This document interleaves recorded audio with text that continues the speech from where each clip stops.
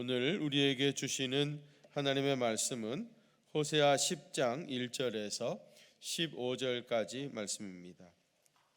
이 계시의 말씀을 통해서 하나님의 음성 들으시기를 바랍니다. 이스라엘은 열매 맺는 무성한 포도나무라. 그 열매가 많을수록 제단을 많게 하며 그 땅이 번영할수록 주상을 아름답게 하도다. 그들이 두 마음을 품었으니 이제 벌을 받을 것이라. 하나님이 그 제단을 쳐서 깨뜨리시며 그 주상을 허시리라. 그들이 이제 이르기를 우리가 여호와를 두려워하지 아니하므로 우리에게 왕이 없거니와 왕이 우리를 위하여 무엇을 하리요 하리로다. 그들이 헛된 말을 내며 거짓 맹세로 언약을 세우니 그 지판이 밭 이랑에 돋는 독초 같으리로다. 사마리아 주민이 벳 아윈의 송아지로 말미암아 두려워할 것이라. 그 백성이 슬퍼하며 그것을 기뻐하던 제사장들도 슬퍼하리니 이는 그의 영광이 떠나감이며 그 송아지는 아수르로 옮겨다가 예물로 야렙 왕에게 드리리니 에브라임은 수치를 받을 것이요 이스라엘은 자기들의 계책을 부끄러워할 것이며 사마리아 왕은 물 위에 있는 거품같이 멸망할 것이며 이스라엘의 죄 곧 아웬의 산당은 파괴되어 가시와 찔레가 그 제단 위에 날 것이니 그때 그들이 산더러 우리를 가리라 할 것이요 작은 산더러 우리 위에 무너지라 하리라. 이스라엘아, 네가 기브아 시대로부터 범죄하더니 지금까지 죄를 짓는구나. 그러니 범죄한 자손들에 대한 전쟁이 어찌 기브아에서 일어나지 않겠느냐. 내가 원하는 때는 그들을 징계하리니 그들이 두 가지 죄에 걸릴 때에 만민이 모여서 그들을 치리라. 에브라임 마치 길들인 암소 같아서 곡식 받기를 좋아하나 내가 그의 아름다운 목에 멍에를 메우고 에브라임 위에 사람을 태우리니 유다가 밭을 갈고 야곱이 흙덩이를 깨트리리라. 너희가 자기를 위하여 공의를 심고 인애를 거두라. 너희 묵은 땅을 기경하라. 지금이 곧 여호와를 찾을 때니 마침내 여호와께서 오사 공의를 비처럼 너희에게 내리시리라. 너희는 악을 밭가라 죄를 거두고 거짓 열매를 먹었나니 이는 네가 내 길과 내 용사의 많음을 의뢰하였음이라. 그러므로 너희 백성 중에 요란함이 일어나며 내 산성들이 다 무너지되 살만이 전쟁의 날에 벳 아벨을 무너뜨린 것 같이 될 것이라. 그때에 어머니와 자식이 함께 부서졌도다. 너희의 큰 악으로 말미암아 배들이 이같이 너희에게 행하리니 이스라엘 왕이 새벽에 정령 망하리로다. 아멘. 대대로 무신론자들이 상당히 많이 있었는데요. 최근에 무신론자의 대표 주자 가운데 리차드 도킨슨이라는 사람이 있습니다. 이 사람은 영국의 진화 생물학자인데요. 이 사람이 최근에 만들어진 신이라는 책을 출판을 했습니다. 그런데 불행하게도 이 책이 우리나라에서 수십만 권이 팔려나갔습니다.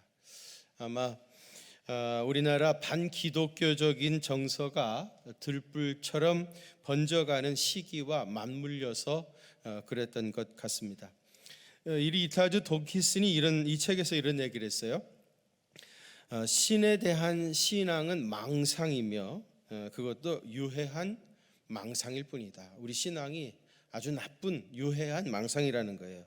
그러면서 현대 과학이 신이 없다는 것을 증명했으므로 이제 믿음은 일종의 정신병 같은 것이다. 그렇게까지 얘기를 했어요. 과학이 이미 신이 없다는 걸 증명해냈다는 겁니다. 그래서 신앙이라는 것은 일종의 정신병 같은 것이다. 어린아이들이 산타크로스가 있다고 믿는 것처럼 신자들의 망상 속에서 신을 만들어낸 것이다. 그래서 그 책의 이름이 만들어진 신이라는 책입니다. 여러분은 어떻게 생각하십니까? 여러분, 과학자들은 다 이 사람처럼 생각할 것 같습니까? 미국을 대표하는 과학자로 게놈 프로젝트의 총책임자였고요. 미국 국립보건원장이었던 프랜시스 콜린스라고 하는 사람이 있는데요. 이분이 신의 언어라고 하는 책을 출판을 했습니다. 근데 이분은 오히려 나는 원래 무신론자였었는데 과학을 공부하면서 기독교 신앙을 갖게 되었다. 그런 고백을 해요. 그러면서 이런 얘기합니다. 과학은 신에게 위협을 받지 않고 발전하고 있고, 하나님이 계시다고 하는 것 때문에 과학이 위축을 당하거나 연구를 하지 못하거나 그런 일이 없다는 겁니다.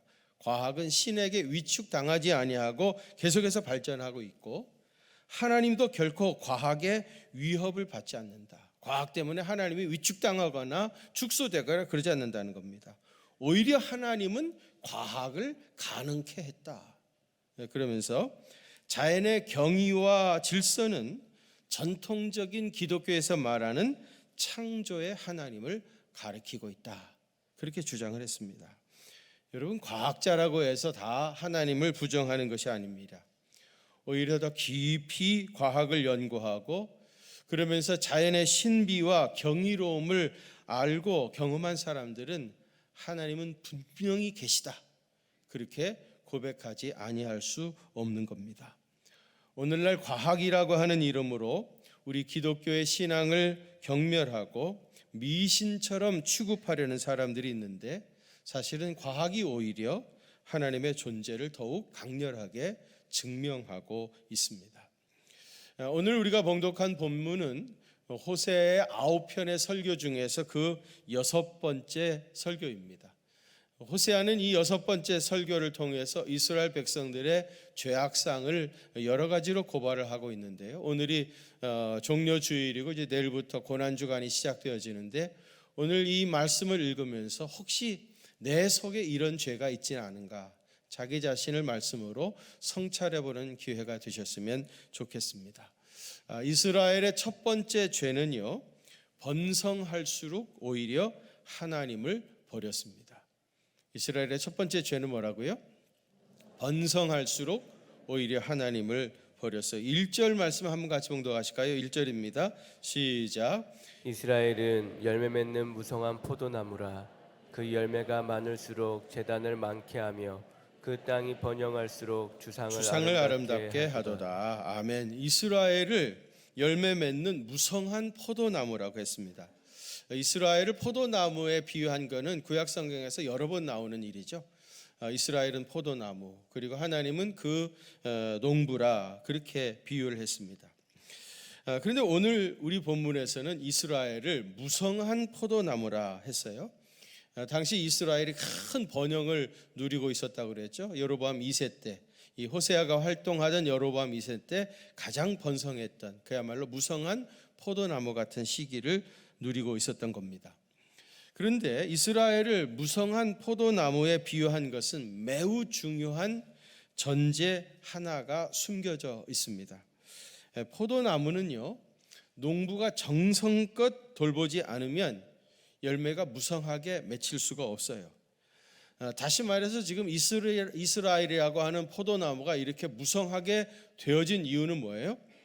포도원 지기이신 하나님께서 지극정성으로 이스라엘이라는 포도나무를 잘 관리하셨기 때문이라는 거예요.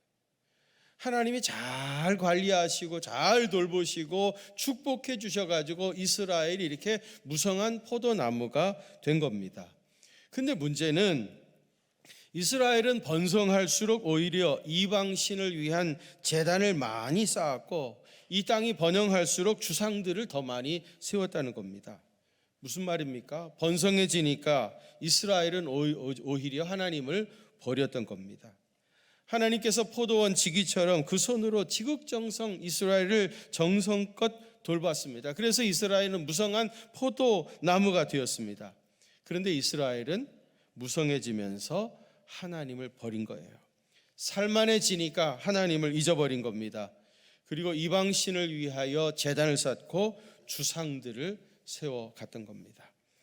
이스라엘의 첫 번째 죄는 번성할수록 오히려 하나님을 버렸던 죄입니다. 두 번째로는요, 하나님과 세상에 두 마음을 품었어요. 무슨 죄를 지었다고요? 하나님과 세상 두 마음을 품은 겁니다. 본문 2절 한번 같이 봉독하실까요? 시작. 그들이 두 마음을 품었으니 이제 벌을 받을 것이라. 하나님이 그 제단을 쳐서 깨뜨리시며 그 주상을 허시리라. 이스라엘이 두 마음을 품었다는 겁니다. 여기서 두 마음이라는 건 뭐겠어요? 조상 대대로 섬겨오던 하나님도 섬기고 또 가나안 사람들이 섬기는 바알도 섬기고 이 두 가지를 같이 섬겼다는 겁니다. 원래는 이스라엘이 하나님을 참 잘 섬겼죠. 특별히 여러분 이스라엘 백성들이 애굽에서 나와가지고 출애굽해서 이제 광야 생활을 거쳐서 요단 동편 땅들을 정복을 하죠. 그래서 두 지파 반에게 그 땅을 나눠주고 요단강을 건너서 이제 가나안 땅에 이르게 되어지는데 그 가나안 땅이 텅 빈 곳이 아니었죠. 거기에 조상 대대로 가나안 사람들이 성을 건축하고 살았습니다. 이 사람들하고 이제 다 전쟁을 해가지고 그 땅을 차지해 가요. 오죽하면 여호수아를 장군이라고 했겠습니까? 이스라엘 백성들은 전쟁이 일상이었습니다. 그래서 전쟁이 일상일 때일 당시에는요, 이스라엘은 만군의 하나님 여호와 체바오트, 전쟁에서 우리를 승리케 하시는 하나님을 아주 잘 섬겼던 겁니다. 그래서 만군의 하나님을 섬기는 그들의 신앙이 분명히 있었고요. 근데 가나안 땅에 들어가서 거기서 정착하여 살다 보니까 삶의 패턴이 달라진 거예요. 이스라엘은 원래 유목민이었잖아요. 양을 치는 목동이었습니다. 그런데 이제 가나안 땅에 정착하여 살면서 농사를 짓기 시작한 겁니다. 농사. 근데 이스라엘은 유목민이었기 때문에 농사 짓는 법을 제대로 알지 못했어요. 요즘 그 도시 생활에 대한 여러 가지 이제 갈등이 있어가지고 그 농촌에 그 전원 주택을 짓고 전원 생활 하시는 분들이 많아지고 있지 않습니까? 그래서 이제 전원 주택을 짓고 또 이제 야채도 좀 직접 기르어서 먹고 그리고 이제 살고 싶어서 이제 전원 생활로 하시는 분들이 계시는데, 근데 여러분 이 전원 생활을 해가지고 야채를 키우고 이러는 것이 이게 쉽지 않습니다. 아무 때나 누구나 다 되는 게 아니에요. 우리 그 고전 비전 센터에도 이제 그 주말 농장 하시는 분들이 많이 계시는데, 여러분 그 전원 주택에 가셔가지고 전원 생활 하실 때 야채를 길러 먹는 팁을 제가 하나 말씀드리겠어요. 어떻게 하면 되는가 하면은 그 동네에서 대대로 살고 계시는 할머니 있잖아요, 할머니. 그 할머니가 하시는 그대로 카피해 가지고 따라하면 되는 겁니다. 봄에 할머니가 밭을 이렇게 막 읽으면 나도 밭을 읽으면 되고요. 상추 씨 뿌리면 나도 같이 상추 씨 뿌리면 되고, 또 옥수수 씨 뿌리면 같이 뿌리면 되는 거예요. 할머니가 하는 그대로 따라하면은 됩니다. 이스라엘 백성들도 이제 가나안에 와가지고 농사를 지려고 하는데 막상 지을 줄 모르는 겁니다. 그럼 어떻게 해야 되겠어요? 그 땅에서 대대로 살고 있었던 가나안 사람들이 하는 그대로 카피해서 따라하면 되는 거예요. 그런데 문제는 이 농사를 지었던 가나안 사람들이요, 풍요의 신이라고 하는 바알 신앙하고 이 농사 짓는 거하고 이게 다 겹쳐져 있는 거예요. 사실 우리나라 농촌에도 그 옛날부터 그 우상 숭배하고 그런 것들이 많이 있었지 않습니까? 그러니까 이 사람들이 예를 들어 가지고 씨를 뿌릴 때 그냥 가서 씨만 뿌리는 게 아니라 바알 신전에 가가지고 제사를 드리고 씨를 뿌리고, 추수할 때에도 바알 신전에서 큰 축제를 하고 그리고 추수를 하는 겁니다.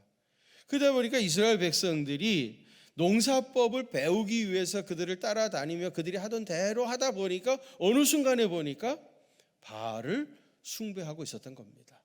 그래서 만군의 하나님을 섬김과 동시에 바알 신앙도 가지는 두 마음을 품었던 거예요.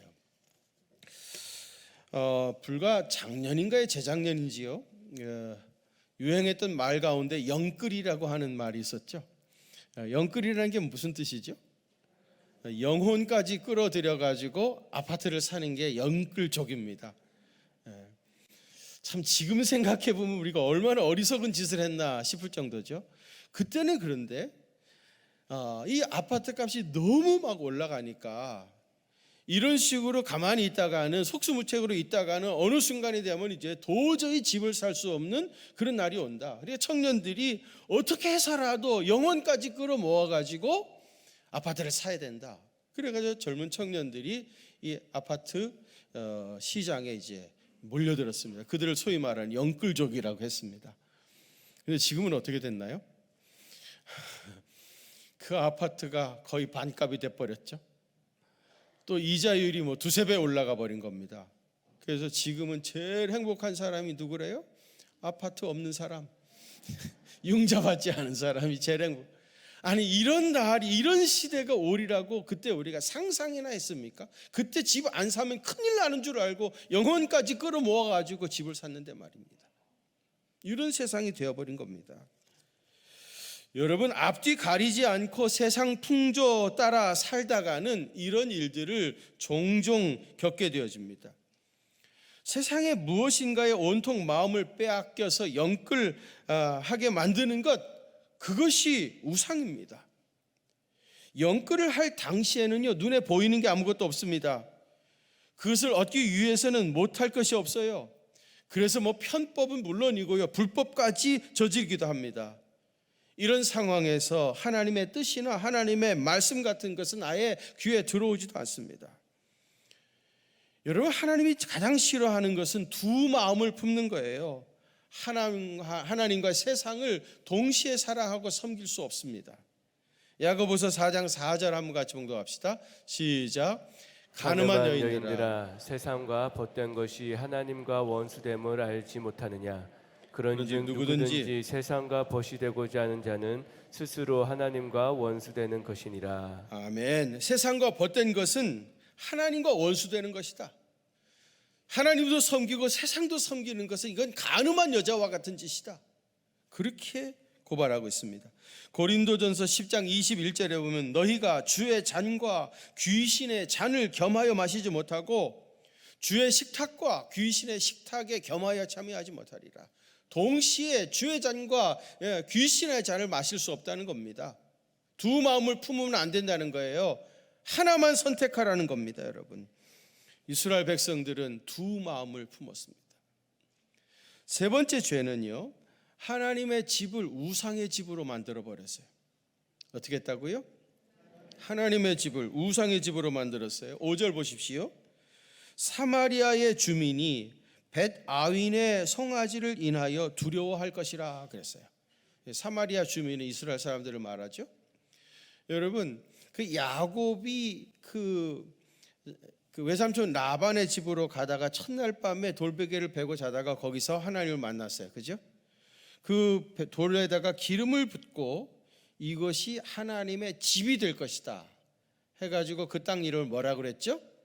벳엘. 벳은 집이고요, 엘 하나님, 엘로힘. 이것이 하나님의 집이 될 것이다. 그래서 그 땅을 벳엘이라고 했습니다.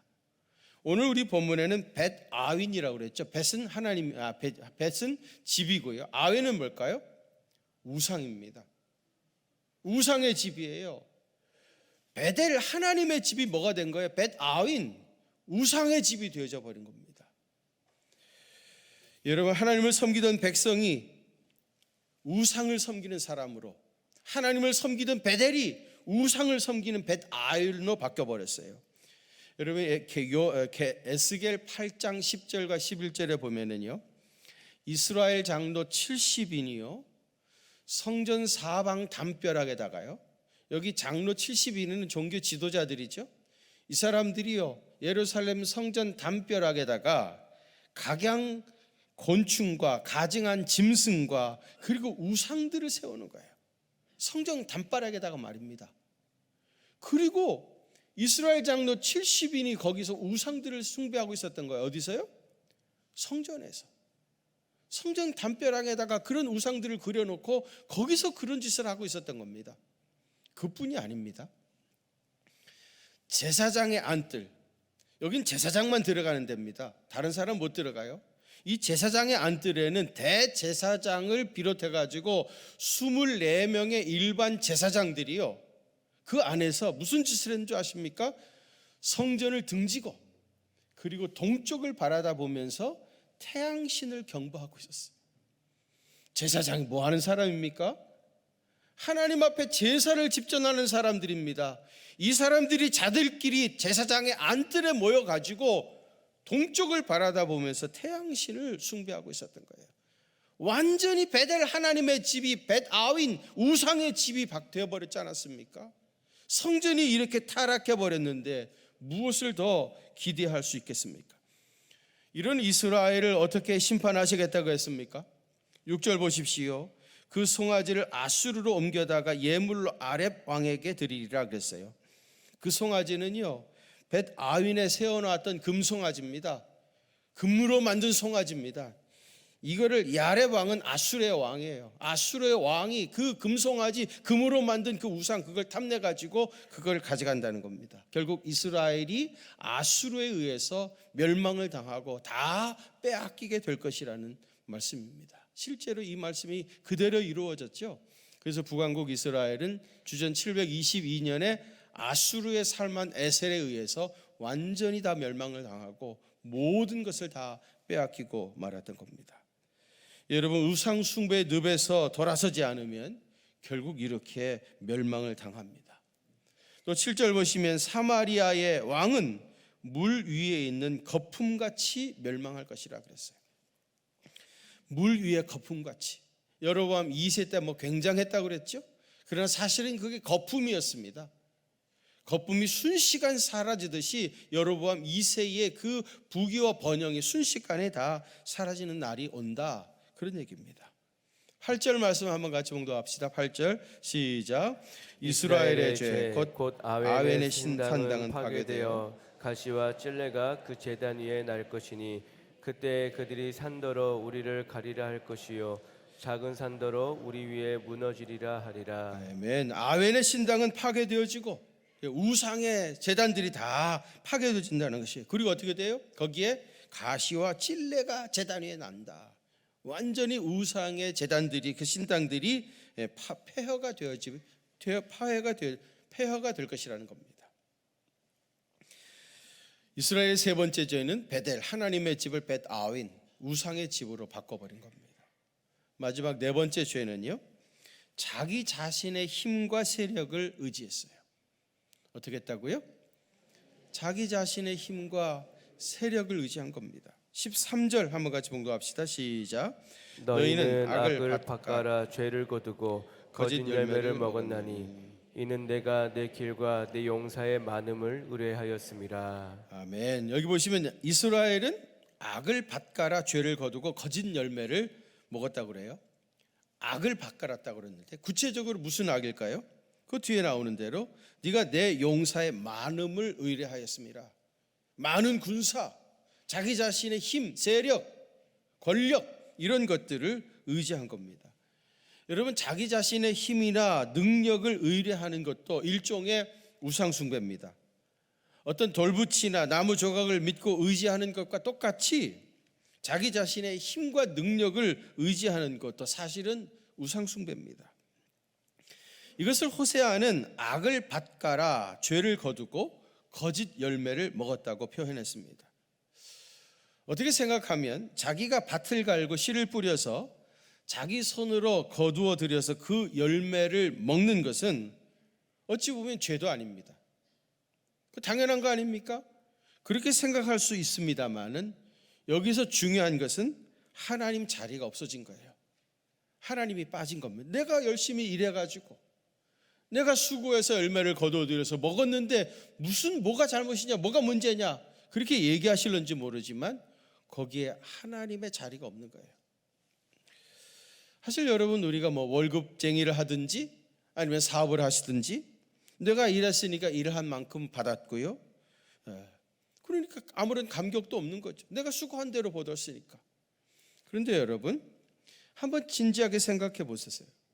정말 여러분들의 순수한 수고의 대가입니까, 그것이? 만일에 여러분 병이 들어 아프다고 하면은 일할 수도 없어요. 그렇지 않습니까? 아무리 뭐 일하고 싶어도 아픈데 어떡하겠습니까? 나가서 일할 수도 없는 것이고요. 또 출근해서 일할 직장을 주신 이도 사실 하나님이시고요. 그 일을 감당할 수 있는 힘과 지혜와 능력을 주신 이도 하나님이시고요. 일이라고 하는 건 자기 혼자 하는 것도 아닙니다. 다른 사람과 함께 그들이 도와줘서 함께 할 수 있는 거예요. 그런 동역자들을 나에게 붙여주신 것도 다 하나님의 은혜예요. 하나님이 도와주지 않으시면 사실은 아무것도 할 수 없는데 자기가 다 했다는 거예요. 그래서 내가 일해가지고 그 내가 먹는데 누가 뭐가 잘못됐느냐 그러고 따지는 겁니다. 여러분, 하나님이 도와주시면 아무것도 할 수가 없어요. 이스라엘의 네 가지 죄는 뭐라 그랬죠? 첫째는 번성할수록 오히려 하나님을 버렸다는 거고요. 두 번째 뭐였죠? 하나님과 세상에 두 마음을 품었습니다. 어떻게 그렇게 잘 아시나요? 혹시 주보에 나오나요? 세 번째는 뭐죠? 하나님의 집을 우상의 집으로 만들어버린 겁니다. 맞아요. 네 번째는 뭐죠? 자기 자신의 힘과 세력을 의지했습니다. 이렇게 사는 사람은 하나님을 인정하지 않는 무신론자 같은 사람입니다. 아니, 하나님을 인정하지 않으니까 이렇게 살아가게 된 것입니다. 그러면 하나님을 인정하고 믿고 사는 우리 그리스도인들은 어떻게 해야겠습니까? 12절 말씀 한번 같이 봉독합시다. 12절 시작. 너희가 자기를 위하여 공의를 심고 인애를 거두라. 너희 묵은 땅을 기경하라. 지금이 곧 여호와를 찾을 때니 마침내 여호와께서 오사 공의를 비처럼 너희에게 내리시리라. 아멘. 여기 보시면 지금이야말로 여호와를 찾을 때라. 여러분, 지금이야말로 우리가 주님을 찾고 또 찾고 간절히 찾아야 할 때일 줄로 믿습니다. 그러면서 너희 묵은 땅을 기경하라는 겁니다. 각종 죄악으로 굳어버린 묵은 땅을 갈아엎어야 합니다. 닫혀진 마음들 이런 거 다 갈아엎어야 됩니다. 죄악에 길들어 있던, 아까 우리가 보았던 여러 가지 죄악들에 노출되어 살았던 우리의 묵은 땅을 기경해야 합니다. 이 묵은 땅을 다 기경해가지고 이 땅을 폭신폭신하게 소프트하게 만들게 되어지면은 그 땅 위에 하나님께서 공의를 비처럼 내려주시겠다 그랬습니다. 이런 묵은 땅을 기경하고 하나님이 내려주시는 공의의 비가 이슬처럼 내리게 되자면 그 땅이 어떻게 되겠습니까? 푸른 풀들이 자라나는 평화의 동산이 될 것입니다. 여러분의 심령이 그렇게 되시기를 축원합니다. 여러분들의 가정이 평화의 동산이 되시기를 바랍니다. 우리 교회가, 우리 사회가, 우리 마을이, 그리고 이 나라가 묵은 땅을, 묵은 마음의 밭을 기경하고 하나님의 공의가 이슬처럼 내려서 평화의 동산이 되어져 가기를 바랍니다. 그런 놀라운 은혜가 이 고난 주간에 다시 한번 여러분의 심령 속에 임하게 되시기를 주님의 이름으로 축원합니다. 거룩하신 아버지 하나님, 이스라엘에 빠져들었던 네 가지 죄악이 오늘 사실은 우리에게도 그대로 있음을 고백하지 않을 수 없습니다. 주여, 우리의 죄를 고백하오니 용서하시고 아버지 하나님, 우리의 마음의 밭을 기경하는, 그래서 공의의 비가 내리는 놀라운 역사가 나타날 수 있도록 평화의 동산이 되어지는 진정한 회복의 은혜가 임하시도록 주님 역사해 주옵소서. 이제는 우리 구주 예수 그리스도의 그 크신 은혜와 하나님 우리 아버지의 무한하신 사랑하심과 성령님의 위로하심과 교통하심이 우리 경기중앙교회 사랑하는 성도들과 또 저들의 가정과 그 생업의 현장들 위에 이제로부터 영원토록 함께 계시옵기를 간절히 축원하옵나이다. 아멘.